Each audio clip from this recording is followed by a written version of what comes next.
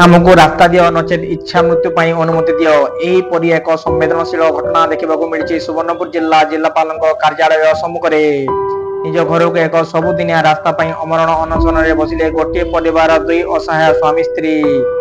ସୋନପୁର ସହର ଗ୍ରୀଡ କଲୋନୀରେ ଗତ କିଛି ବର୍ଷ ତଳେ ସାଧୁଚରଣ ପାଣିଗ୍ରାହୀ ଏକ ଘର କିଣିଥିବା ବେଳେ ଏହି ଘରକୁ ଏକ ସବୁଦିନିଆ ରାସ୍ତା ବି ଥିଲା।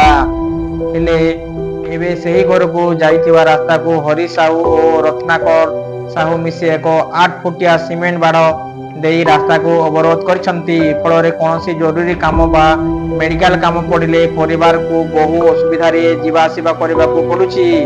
ଏପରିକି କିଛି ଦିନ ତଳେ ସ୍ତ୍ରୀଙ୍କୁ ସ୍ଥାନୀୟ ମେଡିକାଲ ନେବା ପାଇଁ ଅଗ୍ନିଶମ ବାହିନୀର ସାହାଯ୍ୟ ନେବାକୁ ମଧ୍ୟ ପଡ଼ିଥିଲା। ନଚେତ୍ ସବୁଦିନ ବହୁ କଷ୍ଟରେ ବାଡ଼ ଡେଇଁ ଯିବା ଆସିବା କରୁଛନ୍ତି।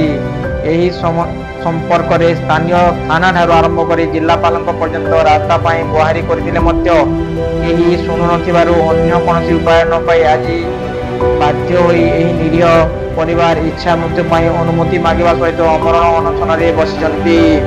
ଏହି ଘଟଣା ସମ୍ପର୍କରେ ବହୁ ଆଗରୁ ଜିଲ୍ଲା ପ୍ରଶାସନ ଅବଗତ ଥିବା ସହିତ ଉପଜିଲ୍ଲାପାଳଙ୍କୁ ରାସ୍ତା ଦେବା ପାଇଁ କହିଥିବା କହିଛନ୍ତି ଅତିରିକ୍ତ ଜିଲ୍ଲାପାଳ।